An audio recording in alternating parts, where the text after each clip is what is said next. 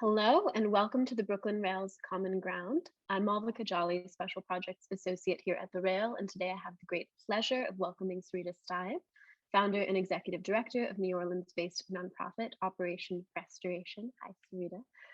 And she'll be in conversation with criminal justice advocate and dear friend, JoAnne Page. We're also so lucky to have the poet and translator Urayoán Noel here with us today, who will read to close today's program. A few quick notes before we get started. Firstly, we've started all of our events here with two important acknowledgements. The first is that here in New York, we're on Lenapehoking, the unceded land and waters of the Wapinger, Canarsie, Munsee, and Lenni Lenape people of the Delaware Nation and the Shinnecock Indian Nation. Part and parcel of this acknowledgement is the continued and ongoing recognition that Black lives matter, and that when it comes to our liberation, our histories never unfold in isolation. Secondly, over the past 21 years, the Rail has undertaken a miraculous journey. It's been a fun ride, bringing together in a single monthly publication art, music, dance, film, theater, literature, and so much more, alongside thoughtful social and political meditations from guests just like today's panel. As a small nonprofit, we really do need your support. So this December, we're fundraising $150,000 in 31 days. Your contributions will directly support our writers, guest artists, production staff, and operations at the Rail. And I really do encourage you to check the chat where I'll drop more info and links. But now it's my honor to introduce our guests. Founder and executive director of Operation Restoration, Syrita Steib founded the nonprofit to create opportunities for formerly incarcerated women and girls, and to eradicate the roadblocks that she herself faced when returning to society after incarceration. Since then, she's had a really luminous career, and I'm really excited to hear more about it today. She wrote and advocated for Louisiana Act 276, which is a piece of legislation that prohibits public universities and colleges from asking questions related to criminal history as part of admissions. Since then, she's continued to work with advocates on the ground in 5 states to pass similar legislation to ban the box in college admissions. As a policy consultant for Cut 50's Dignity for Incarcerated Women campaign, she's worked to pass the First Step Act, and as a 2020 recipient of the Rubinger Fellowship, she's done quite a bit as well. She holds a degree from Louisiana State University. Syrita, so excited to have you. And she's joined today by criminal justice activist JoAnne Page, who has more than 45 years of experience in criminal justice, the last 30 of which are at the helm of the Fortune Society, a New York-based nonprofit whose mission it is to similarly support successful reentry from incarceration, and by doing so, strengthen the fabric of our communities. Under her stewardship, the Fortune Society has been recognized by researchers and policymakers as a pioneer in assisting successful reentry and reintegration into society. JoAnne, I'll let you speak more about this later in the conversation, but we're so excited to welcome you. We heard recently from JoAnne just a few weeks ago, alongside criminal justice reform activist and author Donna Hilton, for a conversation on alternatives to incarceration. I'll drop a link in the chat. JoAnne, take it away. Oh, my pleasure. So I love this because I get to spend time with extraordinary people in leadership. And Syrita and I did some initial talking, and then I kind of scoped you out on your website, which I strongly suggest our listeners access. Operation Restoration in LA, in Louisiana. I think the way to start might be to ask you for a short version of your story and how you got the idea that you were going to start a nonprofit that addresses the issues that you yourself faced. A sort of founding story, if you will. Sure. So it definitely was born out of necessity. I often think back to when I was released from prison in 2009, back to New Orleans post-Katrina. A lot of things in the community that I was counting on anchoring me to the community no longer existed. And I also was released to a federal halfway house where the majority of the people who were housed in this facility were males. So there had 80 beds for men and about 20 beds for women. But at the time when I got there, there were only maybe about 7 women. which was problematic in a lot of ways because I know I wasn't released to the halfway house on time. My time at the halfway house was actually shortened, supposedly due to space. And when we get there, there's multiple space, but they had an internal cap on like how many women they wanted at the halfway house.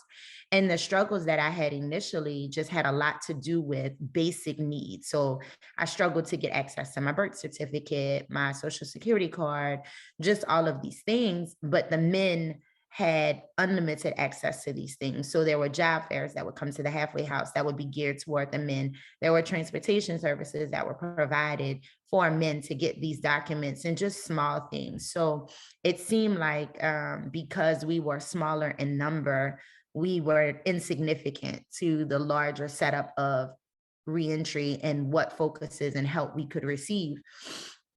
So I began this journey of like just trying to put my life together, and at every stop there was another barrier that would pop up, and I found that it was other formerly incarcerated women who were able to help me move through this process. So one helped me to secure my first apartment with security deposit, one brought my first phone, someone else assisted me in filling out my school applications.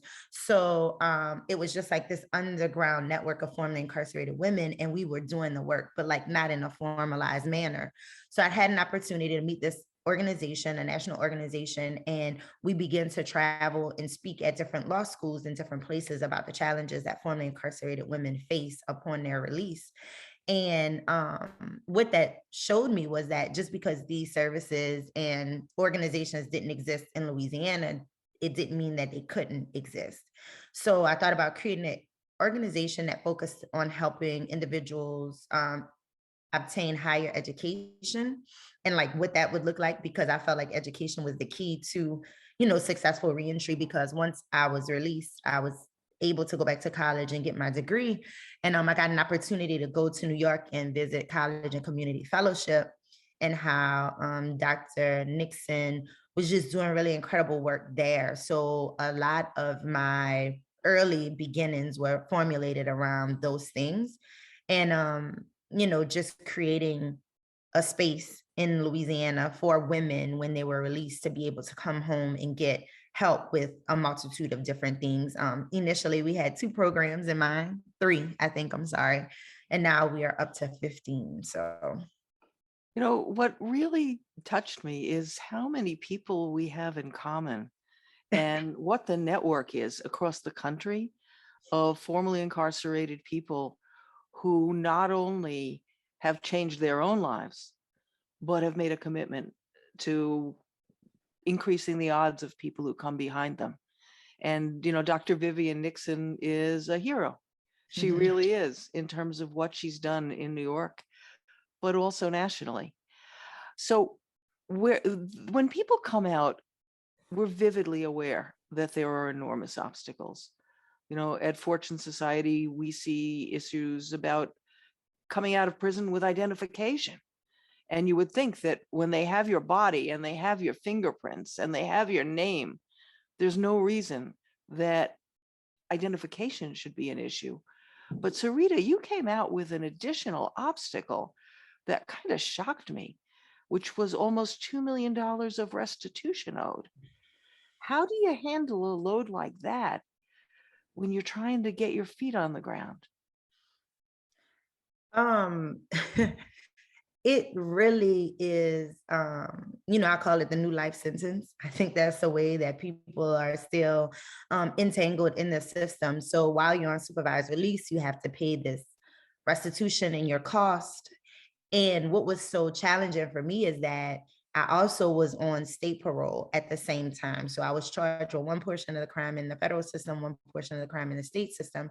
So I also had probation fees at the same time that I'm also trying to meet the restitution monthly payment as well. And then because also when I graduated from school and got my license to start working, I had to be placed on probation for my licensure. So I also had to pay an annual fee for my licensure, and then a monthly fee to like check this website to see if I would pop up to be drug tested.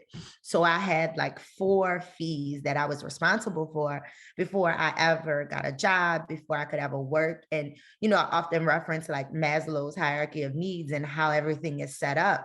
but these fees and the need to pay these fees kind of situates what Maslow's hierarchy of needs are. And before I take care of shelter or food or my son and now my daughter, like I had to pay these fees. So it really, when you say, how do you get your feet on the ground? You don't, it becomes a survival mechanism because you have to survive, first and pay these fees in order to stay out of prison. So it was very, very, very hard. I remember I used to do things like I was waiting tables at one time, and you get a lot of cash tips, and I was paying the federal system $50 a month and my parole fee $65 a month. So when I had a really good night in tips, I was like, okay, let me just pay this for 2 months, if $100, $150. And then I remember getting audited by the federal government, and it said that even though my payment for the year was $600, so $50 a month for 12 months, because I paid it in chunks, I paid $150 here and $100 here, that I had no consistency in my payment. So therefore, I was in violation, and now they ordered me to pay $200 a month. When we talk about recidivism rate in public policy, and people hear that 2/3 of the folks who get released get incarcerated again in 5 years, I am shocked that it's not higher, given the level of obstacles that people face. And what Syrita's talking about with the fines and fees, we've done some work on at Fortune, and the Marshall Project provides really good national information on it. But people have to pay to be locked up. They have to be paid to be on parole. They have to pay court fees. It's a major source of income for the criminal justice system with people who are struggling just to survive. We see people coming out, we work mostly with men. We see people coming out with child support arrears that have amassed during all the years that they've been incarcerated. And it drives them out of the job market because they can't survive on what's left over, and drives them out of their families. So the level of obstacle that people face nationally is enormous. But you had an unusual version of a heavy rock on your head of that $2 million. It got lifted in the most surprising way I could possibly imagine. Could you say what happened there? Yeah, the last day, almost the last hour, midnight of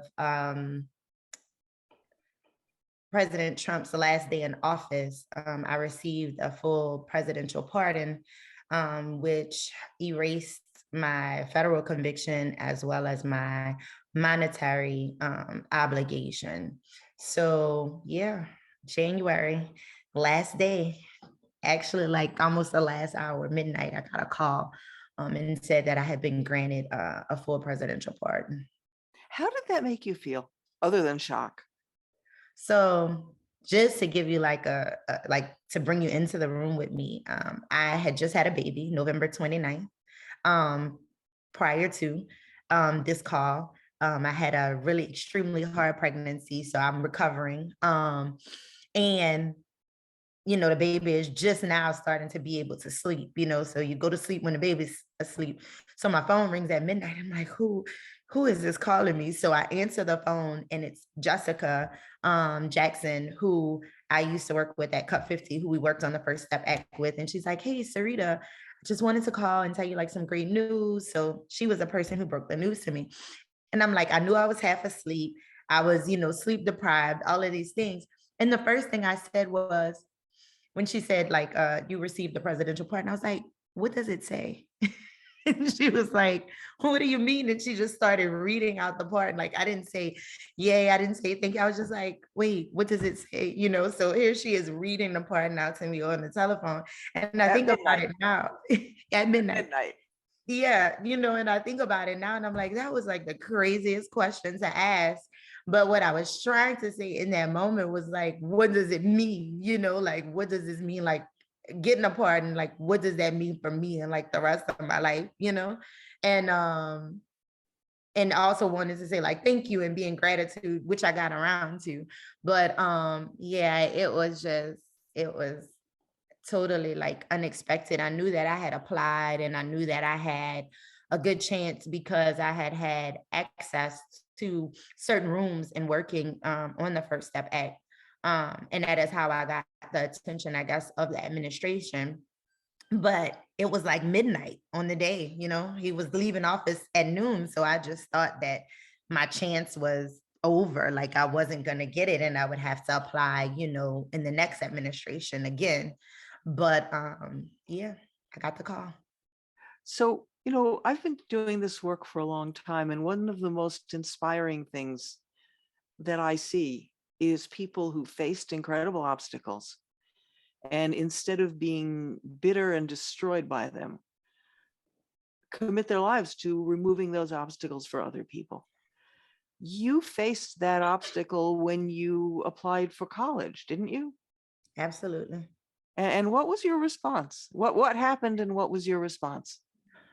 So interestingly enough, I think that when we are involved in these systems, we do not really know how oppressive and how wrong they are. Like you're taught that if you commit this crime, you go to prison, this is what happens, and it's just like this set course. Like we don't talk about like the origins of policing. Like we're not taught that, in school. We're not taught like how prisons came about. We're not taught how bail came about and why people from Europe use supposed bonds in order to be free and go back home. Like we are not taught these things. The only thing that we're taught is like, this is what happens when you do this thing.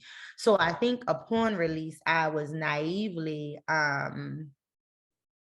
under the impression that after I did my time and I served my sentence or whatever, that I would be able to get back on with life. Like I didn't know all of the different collateral consequences a conviction poses upon a person.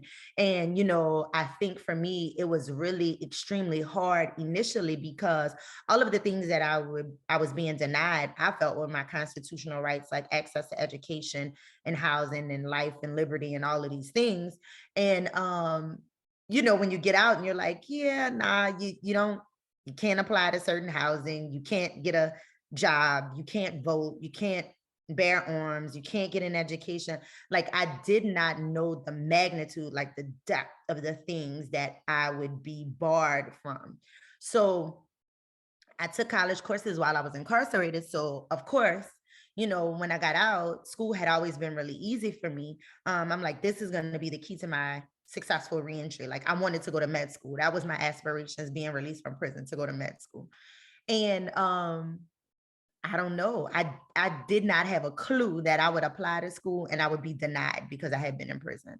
So when it happened to me, it kind of set me back for about 2 years or so before I tried to go back to college and reapply again, because that just like, I didn't have a plan B. Like my plan A, B, C, and D was to go to school.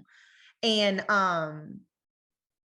when I decided to reapply 2 years later, after that initial denial in 2009, I was like, well, I know it's because of my conviction. It's not because of my grades or anything else. So let me just uncheck this box, and that's what I did. I used the same electronic application and I just unchecked the box. So Rita, tell what you mean by uncheck the box. What box are you talking about? Because not everybody in this audience knows the craziness of this. So there's a question on applications when you apply to school, like, have you been convicted of a felony? And there's no consistency on the questions. It varies from institution to institution. So they can ask you if you've been convicted of a misdemeanor, a felony, how long you've been in prison. Like one application, I've seen it was only one question. Some applications don't have the question. Other applications have like 10 questions, around criminal history. And UNO's application had one, and it said, had you ever been convicted of a felony? When you click yes, I later find, you get routed to a particular section with your application, and you're denied. So I was denied immediately because I checked the box. So I was in prison prior to the internet. So when I got out, I wasn't really savvy. So I didn't understand that my same application would be there. My same student ID number would be there. all I needed to do was go back in and apply, and it would pull up the information from my previous application. And that's what it did. And the only thing I changed on the submission was I unchecked the box and, went from, yes, I had been convicted of a felony to no, I had not been convicted of a felony. And within like 3 hours, I had an acceptance letter and said that, I was conditionally accepted, and successful enrollment would be complete upon me providing, the documentation, applying for financial aid, like all of these other things. So I knew in that moment that, this was another denial based on my criminal conviction. And it just started something in me to say, like, this is not right, so I start paying attention now to like all of the things and saying, like, this is not set up for you to be successful. And once I got into my studies and I was tutoring chemistry, I had a chemistry professor, and I was like, I still want to go to med school. I'm applying to this advanced program, clinical laboratory science program.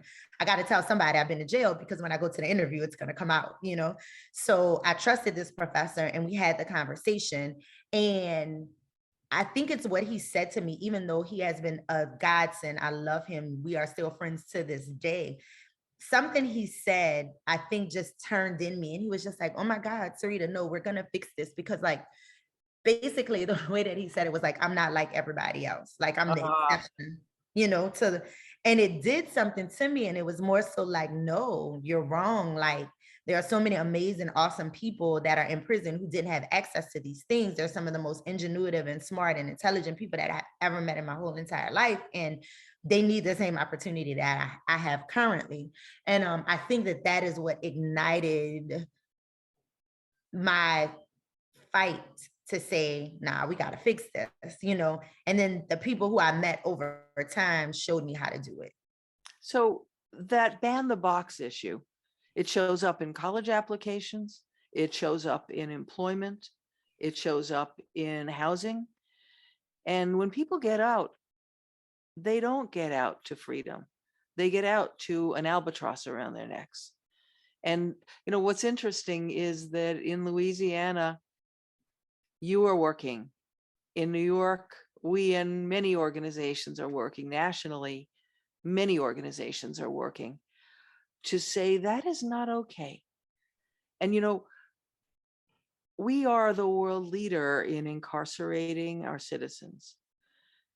And it takes a stunning choice to spend so much resource in locking up so many people and destroying talent. So the idea that you not only did your own experiment, right? What happens if I check the box? What happens if I don't? I think you were a scientist even then, right? But you challenged the law and you got it changed in Louisiana. And we worked with Vivian Nixon and other people to do the same in New York, because there was a similar box in the state system. And that is not okay. And no, it's not okay. No, it absolutely isn't. I think what it taught me, though, was the need for it to be a legislative change at the time, because when we started working on the legislation in Louisiana, which you rightly said that the United States is the country that leads in incarcerating its citizens, but Louisiana is the state that incarcerates more people per capita than anywhere in the world, right? So we are the heart of incarceration here as well, in the entire world. So for us, it was extremely important that it was legislated, because when I went to UNO, one provost was in charge, and this is how he set things in motion. And then when I went back, another provost, when we changed the law, he was like, no, I think that people who've been to prison definitely deserve an education. I'm just worried about sexual assault on campus, right? And we're like, okay, yeah, I understand, but most sexual assault is actually happening by first-time folks, not formerly incarcerated folks. And then also, like, 50% of the crimes don't even happen from people that are students, So we were like combating all of these things, even the inclination. But what that showed me is that people would be admitted to institutions based on who's in charge, if it's not a law, if it's not legislated.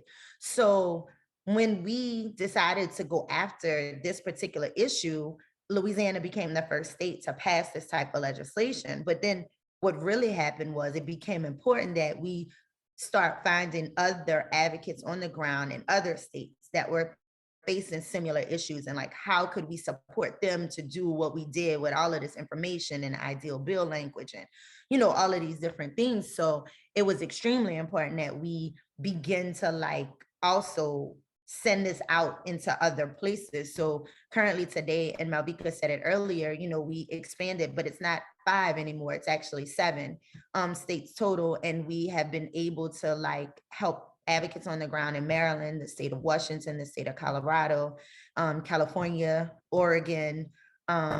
Recently, I think Oregon was the last state, the state of Virginia. And, you know, we have plans on like, you know, disseminating that legislation in 18 states over the next 2 years. And we already have coalitions in places like Georgia, and we're looking at it in Oklahoma and, you know, Ohio, and just different places, because we understand, you know, innately, like we can't wait for these schools, even though during this work, some schools have voluntarily removed it and taken it off, that at any time, if they get a new chancellor, a new provost, or whatever that looks like, it can go right back. So I think there's a call to action in what's being said.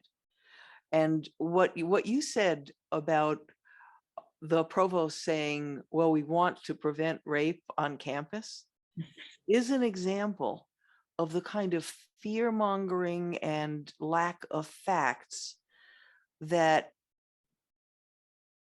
promote regressive change. We're dealing with that right now around bail reform, where there's an increase in violence. And the answer is, let's stop people from getting out on bail. And why there is sanity in saying that if you're charged with a certain crime and you have $1,000 in your pocket, you get to be free while you fight your case. And if you're charged with the same crime with the same record and you can't make bail, you're going to do it in a hellhole like Rikers Island, where your life may be in danger. And that's said to be community safety. So I think that the call to action here is about fighting fear with reality, because in all of the lunatic statements you could have heard, the idea that ban the box would have created a risk of sexual assault, when we know that most sexual assault occurs between people you have the right to trust, not strangers. And you're talking about a completely full of air argument for doing something that damages people. Yeah, So the idea that what you did when you faced that is you changed it for everybody in Louisiana, I think is really cool. Thank you. I think that too, like also like calling things out. Like I think we often have a time of like, often have a way of framing things, you know, that like, for instance, the sexual assault comment, like to say like, oh, if you want this to pass, then you don't really care about sexual assault on campus. And it's like, no, I actually do care about sexual assault on campus. I care about it so much that I want us to address it where it starts or where it begins. You know, sexual assault on college campuses is not going to go down because you are not allowing formerly incarcerated folks on campus. It's actually going to go down if you address X, Y, and Z, you know? And I think that a lot of times that people have this assumption, you know, like we often want to like base policies and programs around recidivism, you know? And I hate when people talk about education and education being deemed successful or an indicator based around recidivism. But I'm like, if we, you know, recidivism is not an educational outcome, basically, is what I'm trying to say. And, you know, if we do look at the statistics and we say giving people access to education, like we know if a person is able to step foot on campus, like just not even completing step foot, the likelihood of them recidivating is 20%. And if they get an associate's, it goes down to 12, and a bachelor's, it goes down to 6, a master's, it's 2, a PhD, it's 0. It's like, we should really be invested in giving people access to education.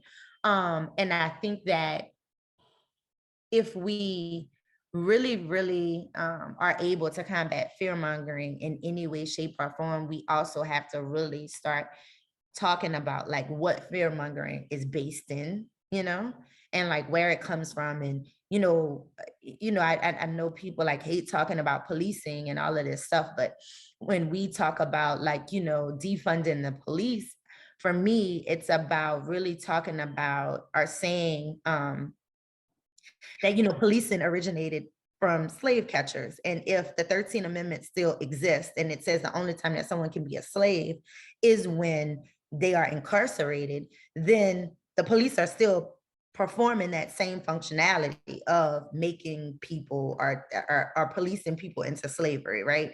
And I think that if we think about it in those terms, what we're really saying is like what you think about policing today and in its essence is not anything that you can reform or fix, and then also thinking about people who live in communities that look like me and communities that are built on the backs of people that look like me. We never really called the police anyway, from history. So policing in my community was done by my neighbors. It was done by, people who lived in the communities for long periods of time. And like, we knew this. So now we have things that we fight with, like redlining and not, foreclosing on homes and not having the same type of value and equity on Black homes versus white homes. And I think like we really have to address and talk about like how all of these things come together to continue to drive up the crime rate and also keep people incarcerated. Like we can't just not make the connectivity of like all of these things and why they do exist and happen. When we think about what's happening right now politically around teaching of critical race theory, which is not happening in the schools, and the way in which mythology can shape public policy and fan fears, I think the mother lode of this is in the criminal justice system. The Willie Horton theory that if you have somebody who committed a horrible crime, you can use that to tear down an elected official who has advocated for reform. Because the truth of it is, some people coming out of the system are going to commit new crimes. But that doesn't mean you don't address the issues that bring down those risks and that give people a fighting chance at having a good life. So that idea of fighting barriers against reentry, fighting the albatross that people wear around their necks when they're incarcerated and when they get released, there really is a network of advocates across the country who are fighting against these rules, fighting against these behaviors. And what you said about legislation is really important, because if the elected official or the provost changes, those reforms can change if they're just a matter of executive order. You've been political for a long time. How have you worked on getting allies? I think by showing up and being myself, and also just really understanding, like, we received a lot of flack, the people who actually worked on the First Step Act and went inside of the administration, the Trump administration, to like do this work. And, like I heard everything. I heard that like, oh, Trump wants to like, shut down all public schools. He doesn't want public schools to exist anymore in this country. And just like a series of different things. And what I had to remind my allies and people across the country that we were working with is like the Trump environment and the time that we were in for those 4 years have been my existence my whole entire life, living in somewhere like Louisiana. Our legislature is like 2 votes literally away from a supermajority of being Republican inside of our legislature, our House and our Senate. And if I couldn't get up and work for 4 years because of who was in office, then what you're telling me essentially is that I can't work in Louisiana either.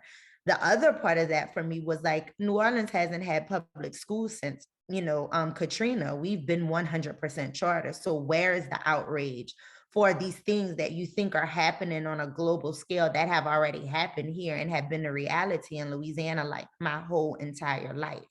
So what I think that I do really well is like finding a common ground, even if we disagree on 101 things. If we agree on one, it is my responsibility as a person who is fighting for the liberation of my people to work on that one thing with whomever it is to address that issue. And then tomorrow we can go back and fight about the 101 things that we disagree with. So I think for me that it's not personal in a sense that I put my feelings ahead of the mission. And I got that lesson really early on, because when we were fighting to work on this legislation of like ban the box on college applications, I went in with my story. My partner at the time in the organization, she went in with the statistics and the facts. She was a PhD student at the time. And we went in and we had a game plan and we knew what was going to happen. But all of these white men that were sitting on this education committee could not relate to me. You know, I got questions like, so why do you think that you deserve an education over someone else? And I'm like, hey, that's not really how like Pell Grant funding works, you know, but they just couldn't hear it. So, you know, we had a friendly on the committee and they were like, hey, you know, if you take this to vote today, you're going to lose. Y'all need to regroup and figure it out. So we went back and we strategized and we talked about what did we need to do in order to appeal to who we had. And we said, hey, we need to bring a white woman who has the same story that I have to testify in front of this committee, because then they'll see their daughter, they'll see their wife, they'll see whoever, and they may be able to relate to her. And when she told her story, and this is no comparison of crimes because I don't believe in that, but hers was more serious than mine. And like she got a standing ovation. They cried, they told her, hold her head up, she was gonna be somebody. And the legislation passed unanimously. Like we passed this legislation unanimously through the House and the Senate. And it was based on the testimony of this white woman, and on the Senate side, her and a white man, right? And I knew that that was how that they had to, you know, to actually be able to relate to the situation. You know, we had on the Senate side, a senator who never supported anything criminal justice related, was like, yeah, I have a friend, you know, and his son is smart and he had a weed charge and he can't go to LSU. I think this is bull. And everybody told us, don't expect his vote, you know?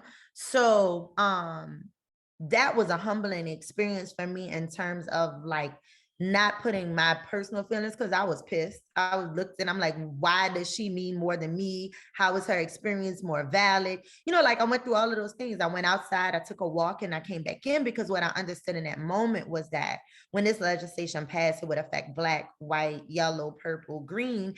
And there's no question on the application that could deny me from entering into college based on the color of my skin. So what it taught me really early on, the lesson that I learned was that I could not fight in anger. I had to have a deep sense of it being immoral and inhumane. And that's what I had to focus on. And then I also couldn't take it personal. And I think that that has allowed me to be successful. You know, when we were doing work trying to get the Rockefeller drug laws reformed, we hit an absolute wall when we dealt with upstate New York legislators. And then the opioid epidemic started hitting their kids. And all of a sudden, there was talk about treatment. So I had a friend who went through substance abuse treatment in the therapeutic communities. And he would say, thank God for the white addict. Thank God for the white addict. And then you'd ask him, what on earth do you mean? And he'd say, it means that people see human beings as opposed to those people. And what you're talking about is the ability to look at what it takes to change systems that destroy people, but to play within the weaknesses and the biases of the system to get the results that you want. That's a hard thing to do and a hard pill to swallow. Because, you know, we're talking about systemic racism that shows up in mortgage applications, and shows up in who gets locked on drug offenses, and shows up in a multitude of ways that are like an intermeshed system that isn't so visible. But I think that what happened in this summer with George Floyd and in this time of the pandemic is that some of those webs, some of those interfaces got more visible. Did you find that in Louisiana? So this is like a double-edged sword for me because like Louisiana, we have so many George Floyds.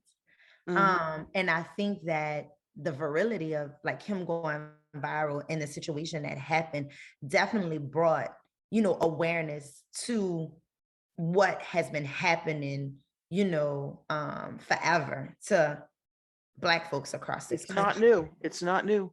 Absolutely. But I think that what was lost in that was that, so the positive also was like all of these bail funds were getting resourced. People were really responding and donating, and, funders started moving in a way that I had never saw them move before as well, because, we're lessening restrictions on reporting requirements. And, philanthropy has its own, issues with racism and structural racism and all of that as well. And, the culture of competition that is created. But I was really proud of the way that people responded. So I think that is like something that we saw everywhere. But I think for me, we were dealing with 7 police brutality deaths at that time that George Floyd occurred. And we have had, probably about 5 more since that incident. Like we just had one, 2 weeks ago. And it's like, yes, we are talking about George Floyd. And yes, we are now seeing where people can be prosecuted and be held accountable. And, like just all of these things. But on the same token, it's not stopping.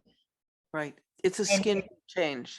Yeah. And then in some places, it's like getting worse, So I remember like New Orleans was one of the places where, the peaceful protest was not, not resisted in any way. The police participated in, all of these things.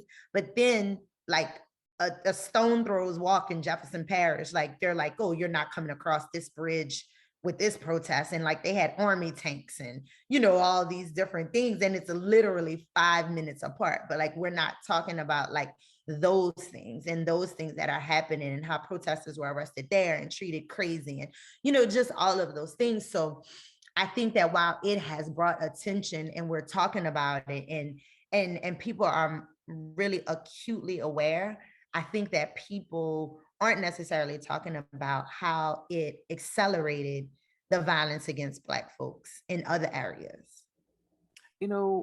What was different about George Floyd was the cell phone video that went viral. We're trying to get legislation passed in New York to put body cameras on correction officers because there are no cell phones behind bars and there's no daylight behind bars, and things can happen behind bars that are much harder to pull off in terms of brutality in the larger community because there are witnesses. So that issue of what we see on the street being only a symptom of what happens behind bars is really important. That in the absence of daylight, brutality can happen unchecked. And hell, it happens even in the presence of daylight. So what is happening in darkness? But I think we also have this like perception that like everybody in the country is on the same page with body cams for police officers. Like here in Louisiana, it's not a requirement. They don't have to have them. So Jefferson Parish, which incarcerates most people per capita than anywhere in the state, and they have a large population of folks, they're not even required to wear body cams. They just now put out a release saying that they received some funding and that the sheriff now is going to purchase body cams for the whole entire police force. So we are still, I think that sometimes the progression of the North northern states or the western states, and the progression that a lot of other places have, like they take for granted that progression has not trickled down or is not the same, everywhere. Like Louisiana, we just passed a law around, the Jim Crow juries, where you need a unanimous verdict now to like convict somebody of capital murder. That only happened last year. Like we were still 10-2.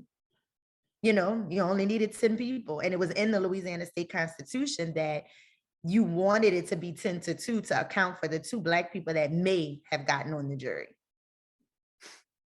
You are in one of the hardest places to do the work you're doing, and yet you've gotten incredible support. Talk about the Saints. Oh, as I get ready to go to a Saints game tonight, we're playing the Cowboys. So I will be there in my black and gold, face painted. I'm a uber Saints fan, and have been my whole entire life. So I had an opportunity. Louisiana was going through a justice reinvestment time in 2017 and 2018, where they were really looking at like how they incarcerate folks in Louisiana, how many people are incarcerated, and really understanding that 70% of, the largest prison in Louisiana, Angola, people were never coming home, that they were sentenced there for life. And like, what did that look like? We're also one of the only states that when someone is convicted of second-degree murder, that's an automatic life sentence without the possibility of parole. So, really, we started talking about those issues.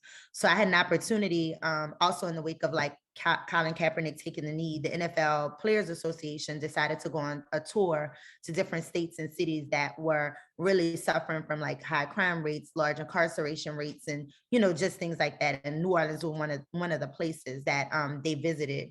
And due to Ben Watson, who I am eternally grateful to, I met him at Essence. He was introducing me. We had never met before. And I had an opportunity to thank him for like lending his voice to allow formerly incarcerated folks to get the right to vote back. And he was like, oh my God. And I told him that because of him, I would be able to vote. And, so we just kind of stayed in touch. And he made sure that my voice was present the day that the NFL commissioner and Ms. Benson and a lot of top execs came to town, and we're having conversations with advocates in the community. And after speaking in the panel that I was on, Ms. Benson offered my organization space for free in her Benson Tower location, so the building that is connected to the Superdome, for free. And that is where our offices are located. So she donated that space to the organization and has continued to support us to this day. And we are extremely grateful to her. But I don't know if I could have like people who know me, like really, really know me, even like guards that I was incarcerated with, they're sending like me messages on Facebook, and they were like, I know what this means to you. Like I have been, my family has had season tickets to the Saints games since they played in Tulane Stadium. So over, 50 years, I've been going to the game since I was 5. So for her to even like give this to the organization, and then my office overlooks the Superdome, it's like, I've made it. Nothing else has to happen to me in life. And like, I'm good. I just thought it was a really interesting story about how you got corporate support based on being an advocate that lets you have rent-free space. And it's really cool.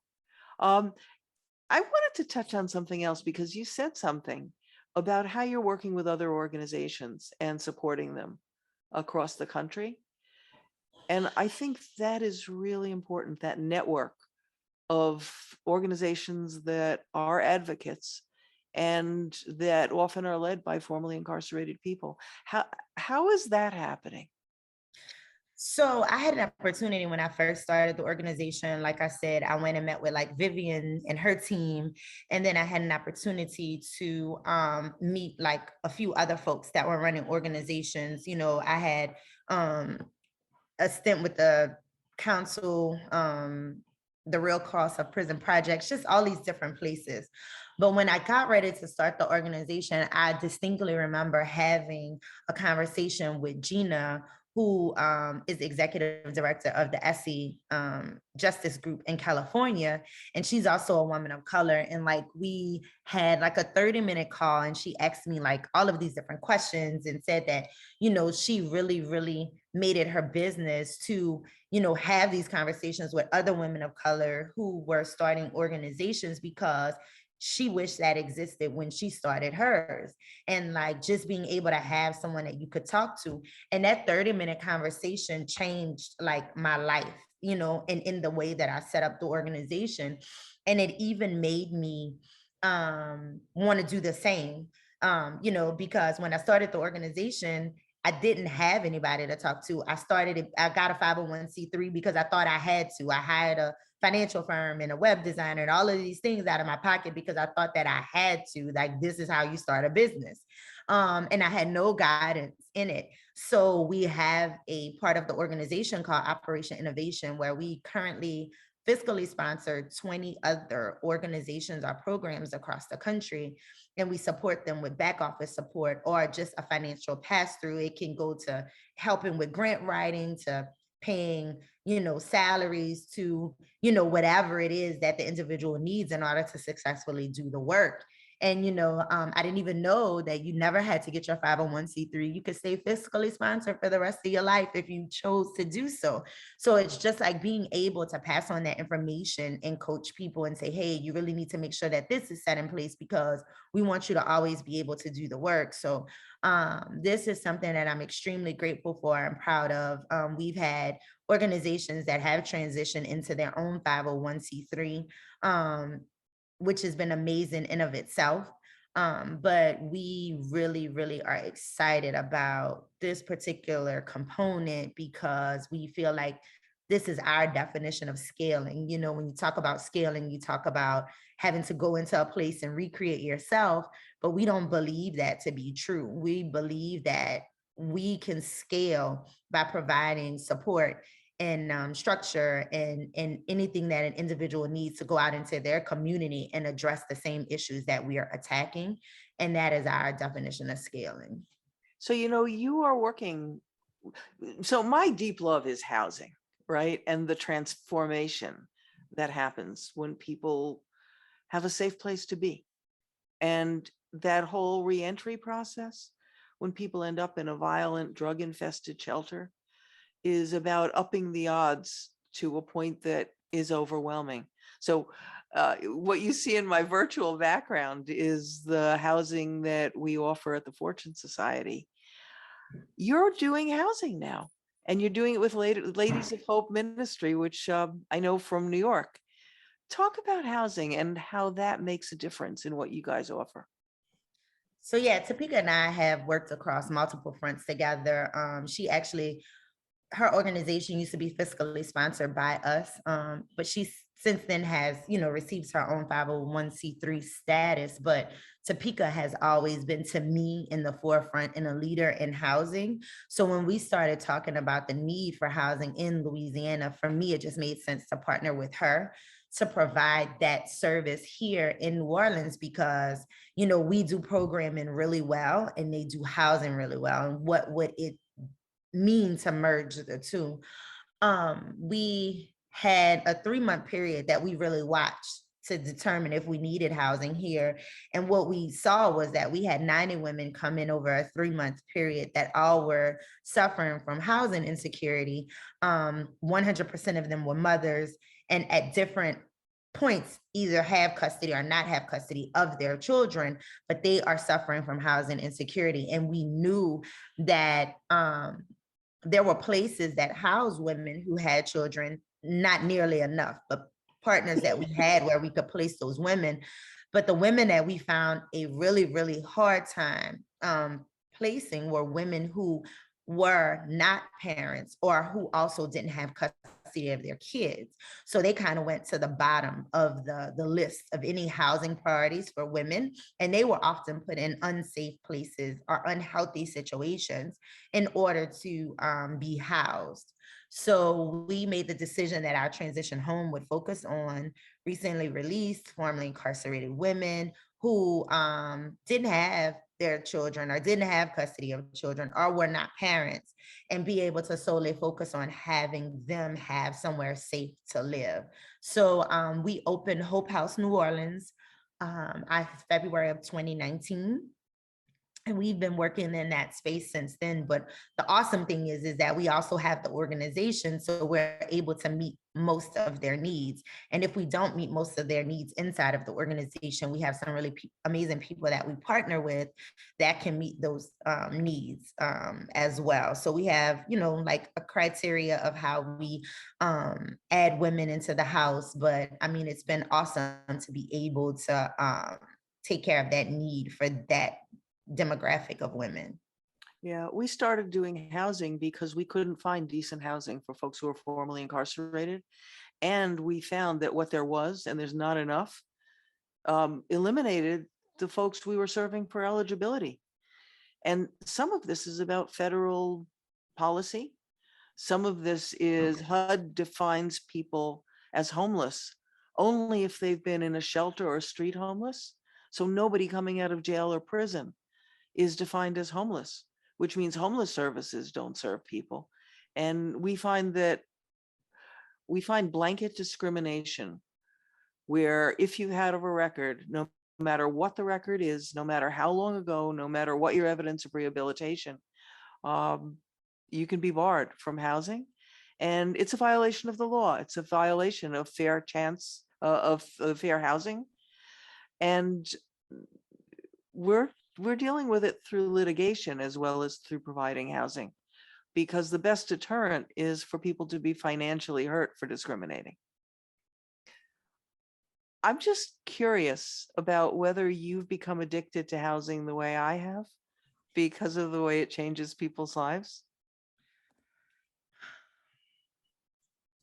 I don't know if I have become addicted to housing in the way that you have. So I'm not going to take that on. I'm not going to say that. But what I am going to say is that, when I initially entered the space, for me, education was the answer to every problem or ill, because I was coming at it from my point of reference and my frame of what I felt and believed education could do.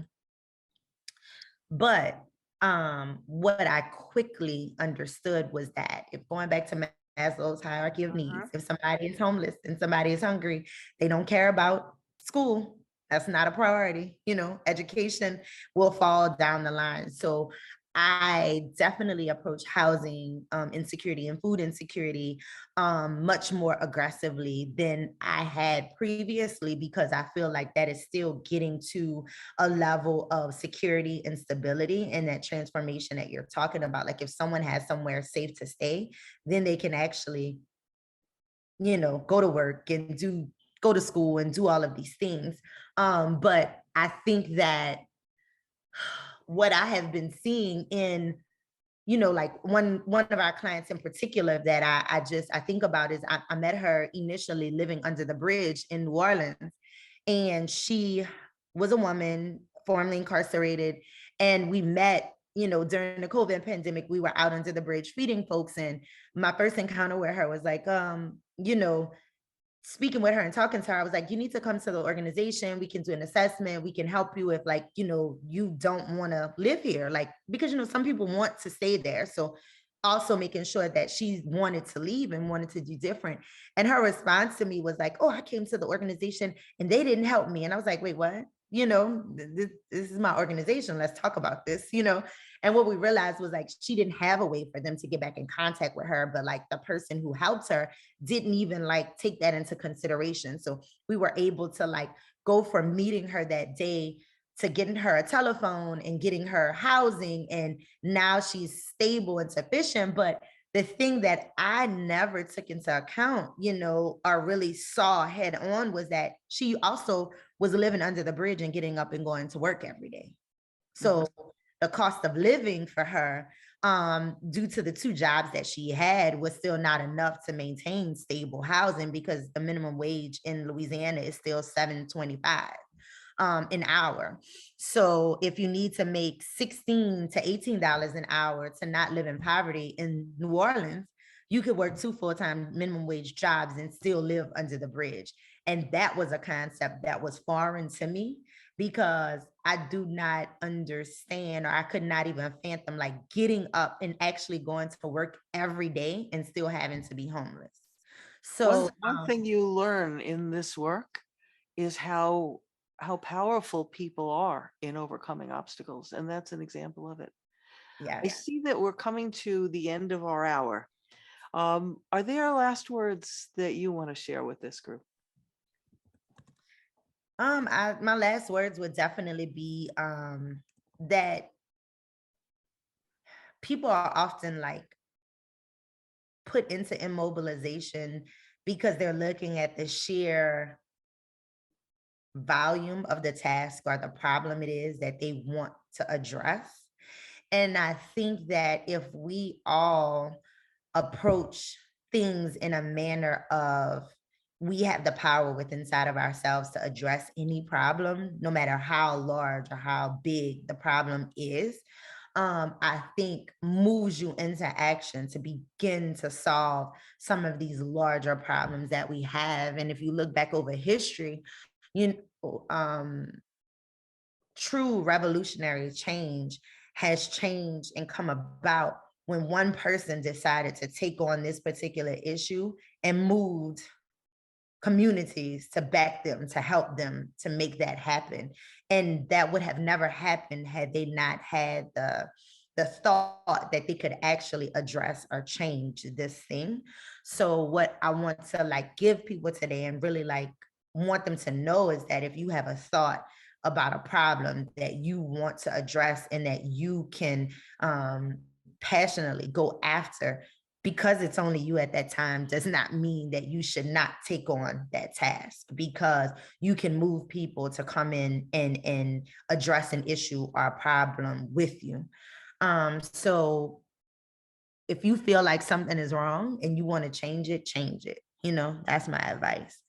And then also definitely like our organization, Operation Restoration in New Orleans, we really rely on support of the communities for our volunteers, for our interns.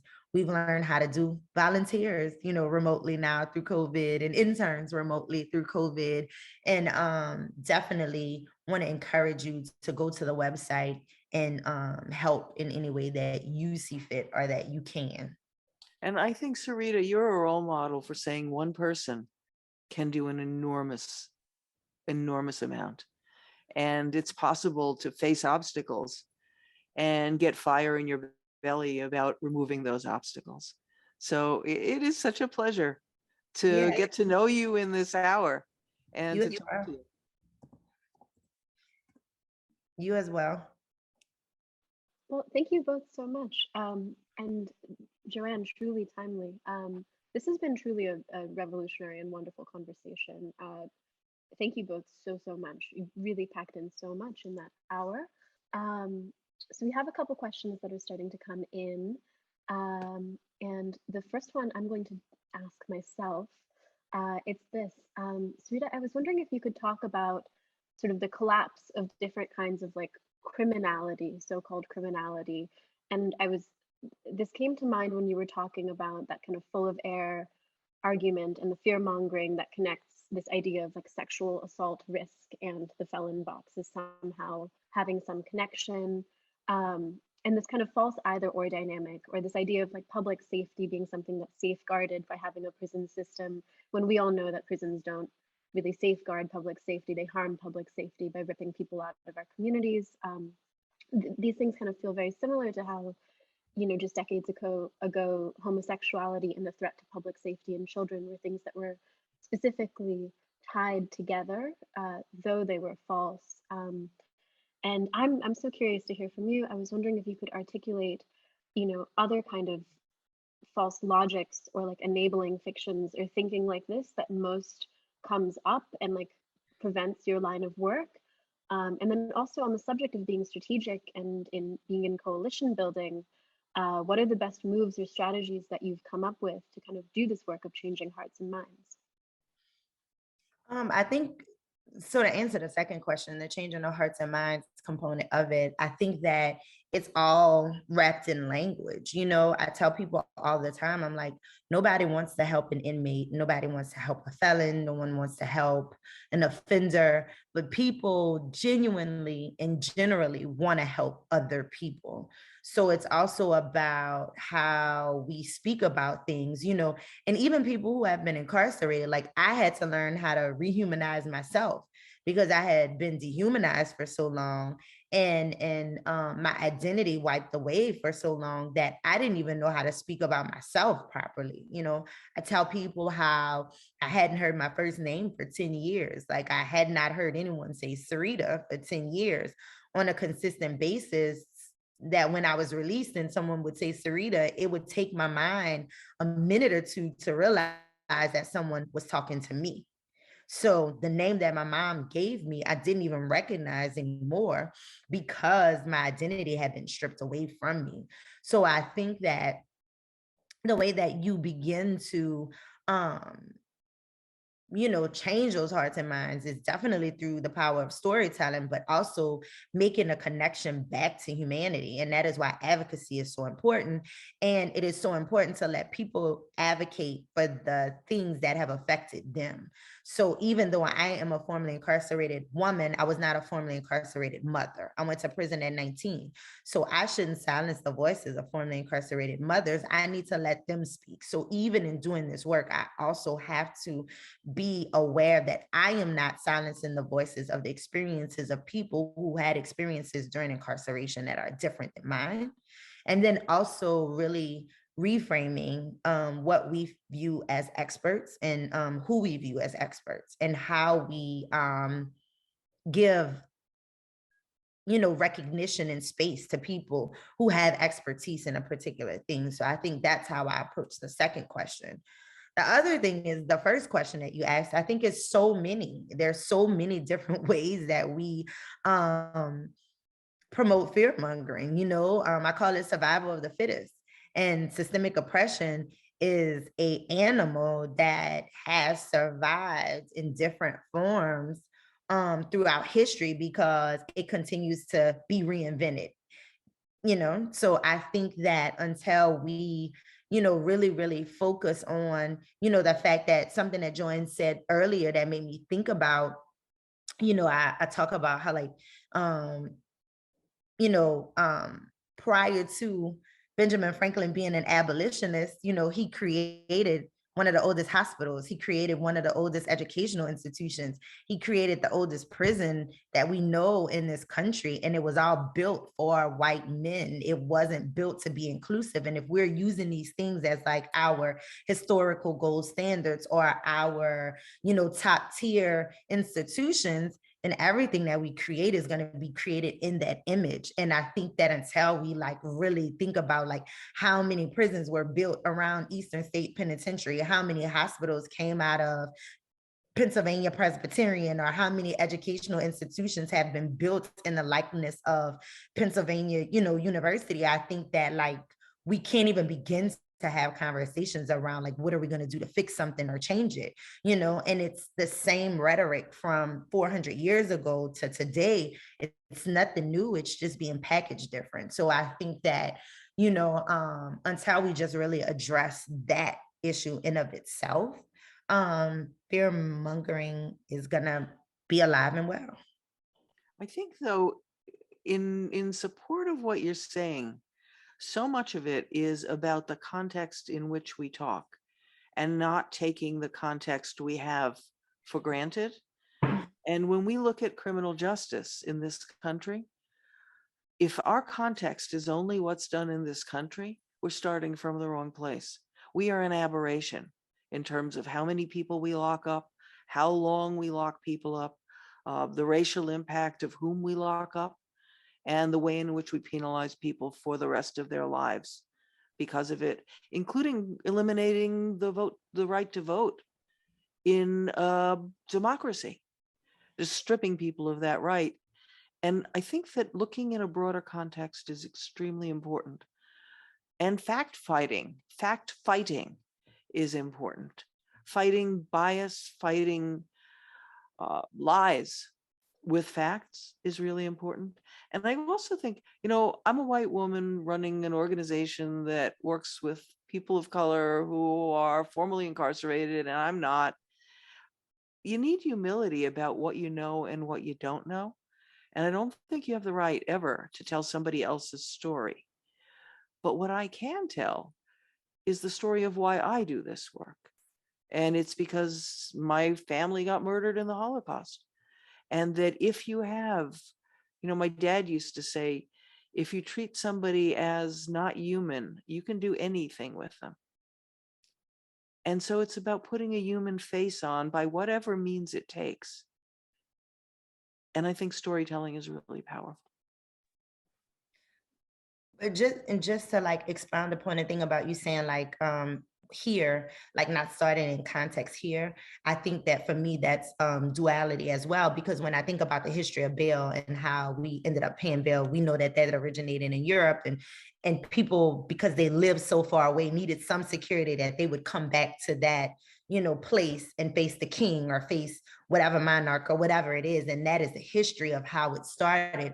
But I also think that we do things in this country that have never been done to human beings before, you know, in ways that they haven't been done, with the exception. And I feel like the Holocaust for me is something that I always point back to, and how Germany like really rebounded from that to be like the place that had the most extreme human rights violations to now being like a pillar of how the human justice system can work, you know, and they still have issues, you know, but I think that acknowledgement is where it starts. And I think because in this country, the things that have happened to us as a people have never been acknowledged and never even stated that it is wrong, that we as a country can't even begin to do something different, because I think the difference with that situation is that it was wrong. They know it was wrong. They haven't acknowledged that it was wrong. Now, have they made the reparations to pay for it, or you can't ever come back from something that large, you know? So I think you can't even fix it and make people whole again from that situation, because you've eliminated, you know, families and, you know, legacies and just all of these different things. But I think here in this country, the issue and the problem that I have and have continued to have and has been here for 400 years, there's not an acknowledgement that this is something that should not have happened and continues to happen. There's actually a pushback that is about these critical race theory discussions, which is saying American history shouldn't talk about these issues at all. And it's an affirmative commitment to whitewashing it and doing it in the public schools. So I think we're at a cusp time where there's room for tremendous regression right now. And I think the call to action for people who care about justice is how to prevent that regression from happening. And a key thing is the vote. I think 12% of New Yorkers voted in the mayoral election. And that's going to define my city for the next 4 years.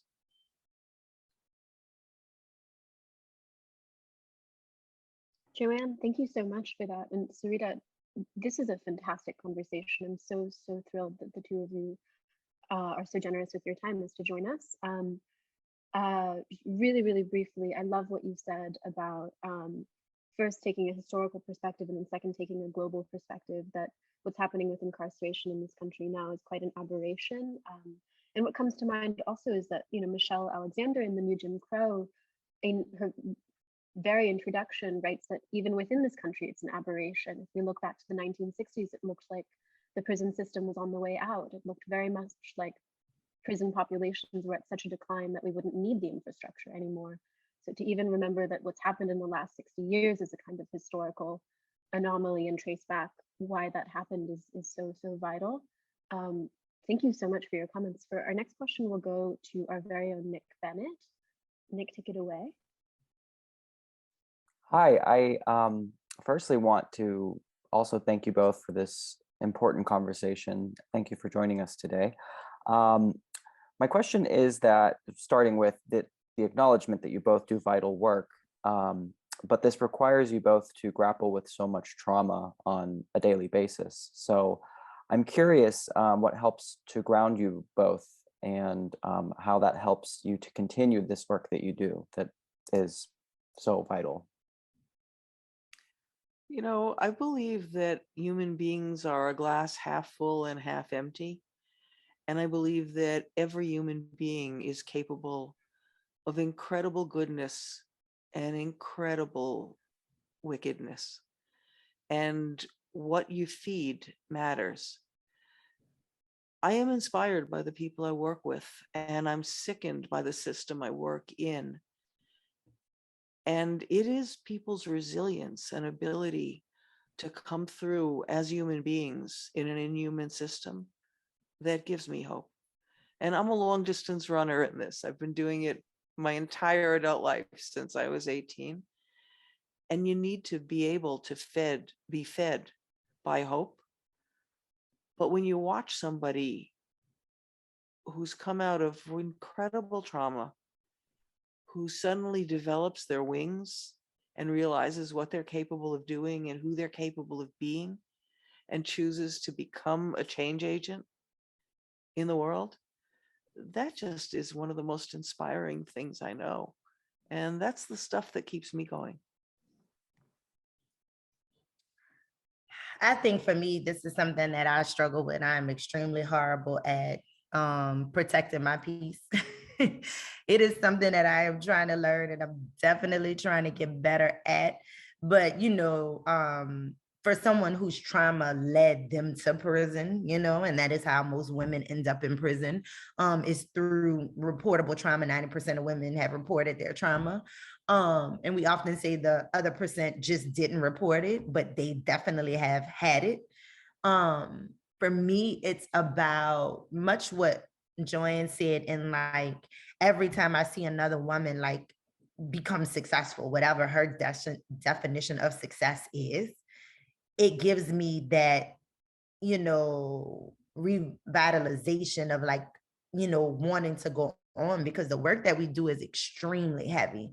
It's extremely heavy. It can be extremely taxing and draining, but one thing that I am really working on is like boundaries of like time with my family, and making sure like I am taking time to like enjoy certain things. So, I went on my first vacation last July, and I don't know how long, and I've been on 2 since. So I'm excited, about that. That's something that I hadn't been doing at all.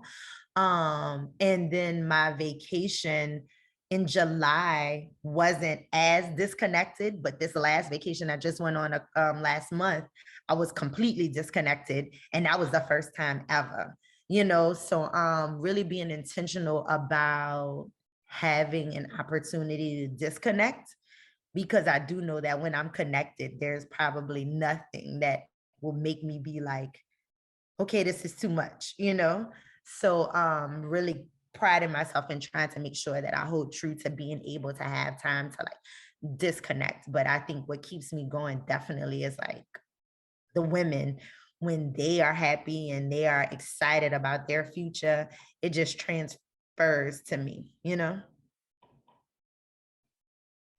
love Thank you that both. answer so much. Oh, thank you both. That's incredible and so important as a new mother. My goodness. So we're so happy for you. For our final question, I'm so thrilled to pass the mic to our very own Fong Bui. Fong, the mic is yours. Thank you, JoAnne. Thank you, Syrita. That was really serious conversation. Just regarding to what you just said there, JoAnne, we are half empty and half filled. And I can't help but think of one of the most beautiful things that Sitting Bull, remember the Hunkapa Lakota leader who once say, inside of me, there are 2 dogs, one is mean and evil, the other one is good, and they fight each other all the time. When asked which one wins, I answer the one I feed the most. Mm-hmm. And I think that is so true. about how we go about things, but in regarding to the notion of how we can overcome what's been talked about here.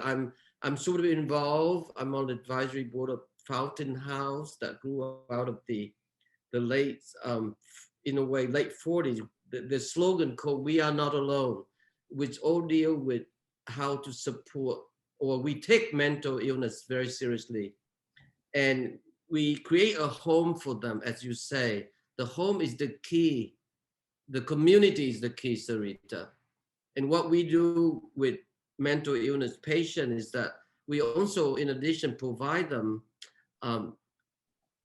a sense of how they can create things, objects. So we have a component of gallery that show artists, who can have a space to do their own work, and we try to promote their own work and share among other community. So I wonder whether that art as a form of healing can be integrated into that community that you are imagining, Syrita. Yes, absolutely. I think we already know that how important it is with the Persistent exhibit. I spoke with, before with the Brooklyn Rail about that. Also, we have for the last 2 years brought the New Orleans Chamber Orchestra inside of the women's prisons, as well as the jail in New Orleans. We have brought a dance choreographer inside of the jail in New Orleans. We are in the process now of seeking out composers. We are building an opera around the poems and stories of women who are currently incarcerated. So we're in the process of working with composers to actually make that happen currently. I think that the arts have such a tremendous transformative power on folks. And then just the fact that we are able to introduce people to genres and things that they never knew existed is also, a tremendous way to like have people think about things in a much different manner. And then the last part of that is that you're taking the worst experiences of individuals that they have ever experienced in their whole entire life. And they are now being able to see it as a beautiful work of art, I think is one of the most healing powers that exists, today. Absolutely. I couldn't agree more. I couldn't agree more. Have you both read Ta-Nehisi Coates' book, The Colony in the Nation? He is one of the great writers and communicators of our time. I've not read that, but I've read his other works. Well, I'm going to invite him to join us super soon, you guys, because I think wherever been talked about, with be it unemployment, incarceration, school segregation, all of it, reveal racial inequality hasn't changed much since 1968. So his gift is that he can say things in a way that you see them freshly. It's super true, JoAnne. That's where language needs to be simple and clear. It cannot be academic. And this is, I'm been reading also John Dewey, and this is what we are coming to terms with. The clarity of language is so important to communicate. No need to be flowering when you don't need to.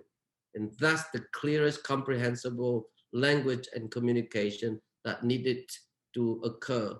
And Syrita, you certainly overcome that. It's heroically so. So anyway, I'm grateful. We are grateful. We can't wait for you to welcome you back with Persister Part 2. And send my love to everyone there, would you? Absolutely. It's always an absolute pleasure to be in your presence. You have the most infectious personality. So I always love to share space with you. Yeah, can't wait to see you. You all. JoAnne, you are an angel too. So my love to you as well, and our friends over there. Well, I just welcome the kind of conversation that can happen at Brooklyn Rail. It's a gift. Thank you both so much. Goodness, what a love fest. So we have a tradition at the Rail of ending our community events with a poetry reading. Before I introduce our wonderful poet laureate, I just want to share one sweet comment that came in the chat. Lisa Kim said, Syrita, you're luminous. And in this, she is capturing what we are all feeling right now. She says, thank you for the work that you do, and she's sending you love and warm hugs. She asked that we read that because she had to log off a little early. But thank you both so much. This has been incredible. So we have a tradition of closing with poetry, and today I'm so thrilled to welcome our poet laureate of the day, Urayoán Noel, to the stage. Urayoán Noel is a Puerto Rican poet, performer, translator, cultural critic, and more, living in the Bronx. He's published 7 books of poetry and the prize-winning study Invisible Movement, the New York Poetry from the 60s to Slam. And he's been a finalist for the National Translation Award and the Best Translated Book Award for his translations of Latin American poetry and more. He teaches at NYU and at Stetson University's MFA of the Americas. And his most recent book of poetry, Transversal, was named one of the best books of 2021 by the New York Public Library. I'll drop a link so we can all check it out. But Ura, such a blessing to have you, and take it away. You should be able to turn on your microphone. Thank you, everybody. Under lockdown, the Bronx, 2020. When capitalism is a virus that's knocking on each barricaded door, we summon all the dead. From the long war to weaponize, silence, and hellfire us. Corona, our bodies crowned, desirous, a furious light, too brilliant to ignore. We won't let them erase us anymore. Our skin, a stateless scroll, green papyrus that maps hidden shores in rhymed polemic. We heed the earth and let it legislate. Capital becomes its own pandemic.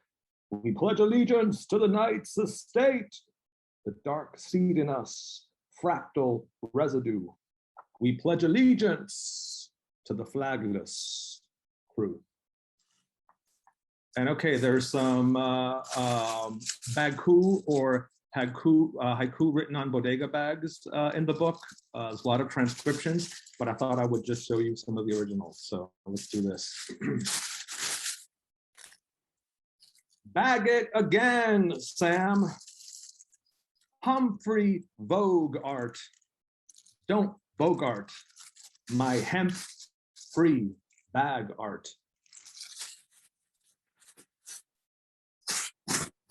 They're reversible.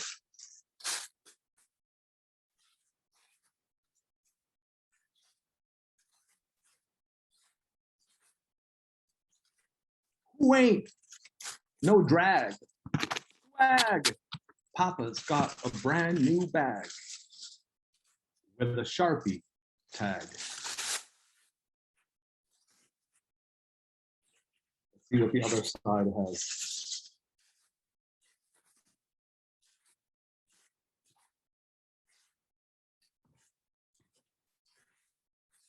Still life bodegas. Add BO to your degas and call it street art. This is straight out for Brooklyn Rail folks. We have so many fabulous artists. Institutional art critique with plastic bags is family fun.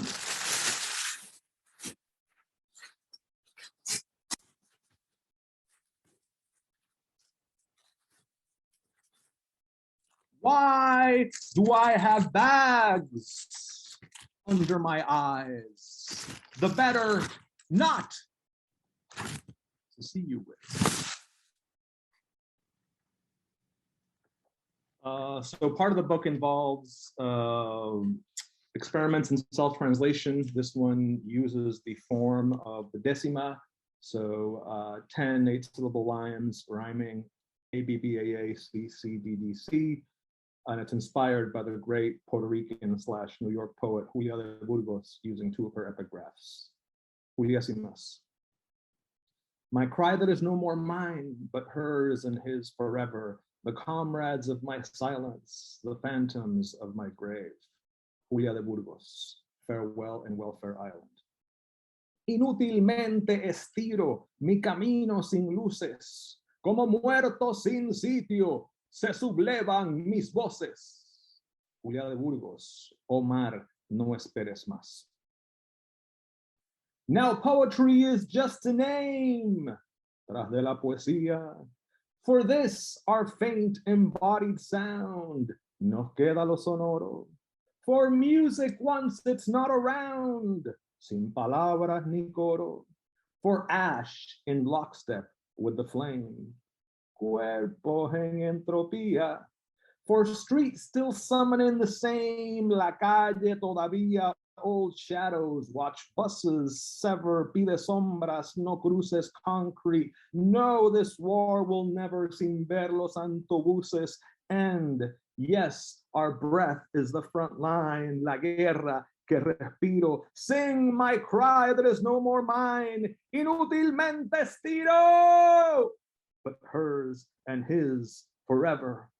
Mi camino sin luces.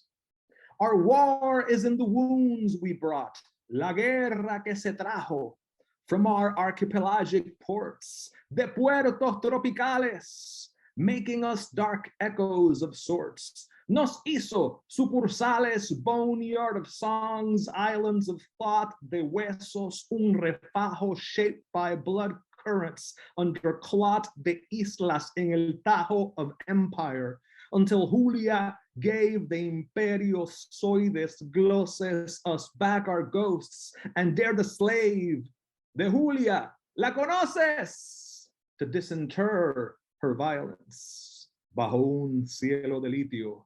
Sing the comrades of my silence, como muertos sin sitio, the phantoms of my grave, se sublevan mis voces. And I'll let you go with this. It's a transcription of improvisations, one of many. I ended with one last time, so this is a different one from the book. So it's kind of one long durational performance if you go back to the first time I did this. This was improvised right by here on Randall's Island, and so the landscape is a big part of the poem. And then I'll finish with a kind of improvisation upon the transcription based on the improvisation. Islote, video vocal improvisation, Bronx Kill, Randall's Island. I'm back on Randall's Island, across from the Bronx, Kill Creek, fatal waterway that separated island from mainland. Or should I say, mainland from archipelago. Behind me is Manhattan, an island. In front of me, Queens, part of another island, a long one, airplanes overhead, invisible perhaps through the trees, but audible, a roar through rustling leaves that signals littorals, Atlantic fractures, fissures, broken voices, bloody echoes of our Black Atlantic, our slave Atlantic, our indigenous. But this is also an islote, which translates as islet. No pilot for this islet, no visionary poetics. We're done with that. We're going to do our own thing, our own song, like ducks in the kill. Animales de otro estuario, el más precario. Islote, islot, but not a lot, really. Especially in its second meaning, the craggy place, a proclamation, accidents of the Americas, airfare, welfare, who pays the fare? Nothing fair about it. This hemisphere, I say we deal with it. This islote is not allotted, it just is. Lottery of meaning. Scratch that. Even if they were aware, that's my second Caribbean. Atlantic accidents, a voice we are. Smartphones connect us. Micro megaphones shouting down the voice inside. Trains behind me, planes before me, voice behind. Factories slide into ecocide, seeing how well viewfind Anthropocene. Just need to think back to the islote. Scrappy, craggy place where meanings end and fish die, some eaten by birds. Pretty soon the bards will die. It's about damn time. Que se pudran, que se hundan.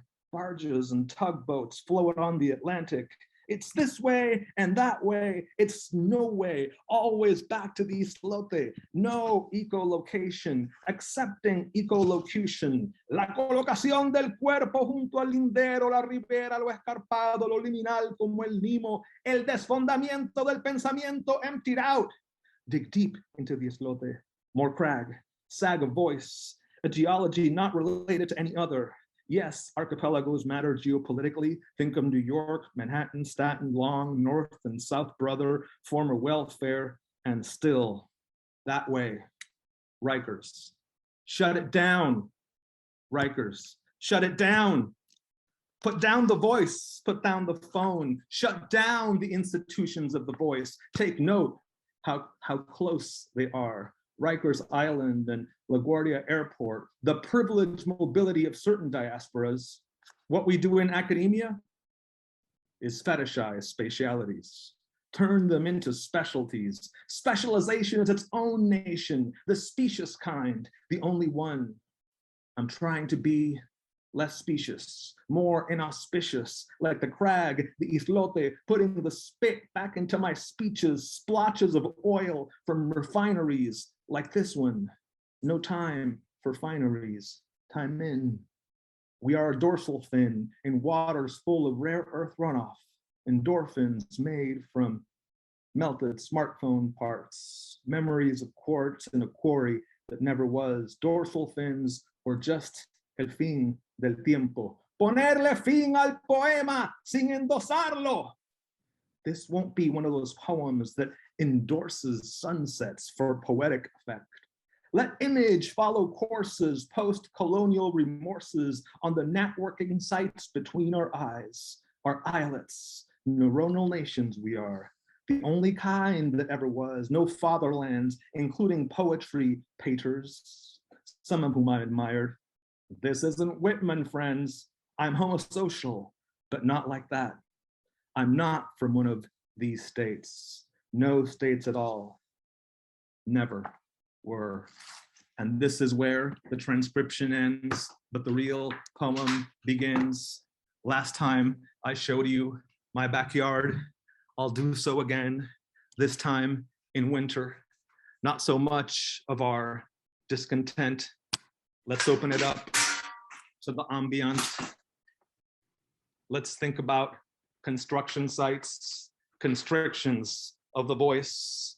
I can point the way to Rikers Island. It's that away amid the construction, but let me just say, shut it down. Shut down your Mac, shut down your phones, shut down the institutions of the voice, and let something else happen. Something that looks like the profusion of our bodies melting into each other en el ecocidio en que vivimos, para bien o para mal, buscando abolir, looking to abolish all meaning, todo significado, significar otra cosa, to signify something else. Imagination is the only nation. La imaginación es la única nación. Abolish, abolir. Close down, tear down the institutions of the voice, las instituciones de la voz. Gracias. Thank you. Yeah, incredible. Thank you so much. Love that you do that at the end, where the transcription ends but the poem begins. Thank you so much. Everyone Transversal came out just earlier this year with University of Arizona Press, dropping a link in the chat. Please go get your copy. And thank you so much, Syrita, JoAnne, and an enormous thank you from us as well to the team of Operation Restoration and the team at Fortune Society. Thank you to Naya Pittman, Sherry Goldstein, and more for all of your help in putting this event together. If you want to support the vital programs at Operation Restoration, if you want to help support women and girls restore their lives after incarceration, smash the donation links. I'm dropping them in the chat. I'm also dropping a link for Hope House New Orleans, which Syrita spoke about earlier, transitional housing for women. As JoAnne says, if you care about a host of issues, the belly of the beast is the criminal justice system. So anything we can do to help. And we encourage everyone to check out the recordings of our programs on our events archive. The recording of today's conversation will be available in just a day or two. And we do this every day at the Rail. So please join us again tomorrow when we're joined by curator and author Sanford Schwartz in conversation with art historian Chagatat Kazarian and artist Grant Junso on the publication of the monograph on Edward Hicks. We conclude with a poetry reading by David Zaza, and that will be, as always, at 1 p.m. Eastern, right here in the Zoom. Other than that, thank you all so much, and I'll invite you to turn on your microphones if you'd like to say hello to one another, goodbye on your way out, or anything else. Thank you, Ura, for that beautiful reading and performance. It's always a pleasure. And thank you, Syrita, for all of your Thank time. you so much, JoAnne. Thank you, Syrita. Thanks, Thank Syrita. you, JoAnne. Thank you, everyone. everyone. That was incredible. Thank you. Thank you, Ron. That was amazing reading. Woo! Bravo. That was amazing. Thank you, Syrita. Keep up the good work. Thank you, Syrita. Thank you, JoAnne. That was amazing. Thank you. Great. What Thanks, a everyone. good program. Thank you so much. Thank you. Yes, be in touch soon, and we'll get a lunch with the great poems being part of the nutritional necessity. Thank you, you guys. Thank you, JoAnne. Keep up the good work. Thank you, guys. Thank you, Syrita. Bye, G. Thank Bye-bye, you man. all. Bye, Thanks, Dee. G. Take care. Thank you. Take care. Be safe, Ciao. Bye, everyone. all. Ciao.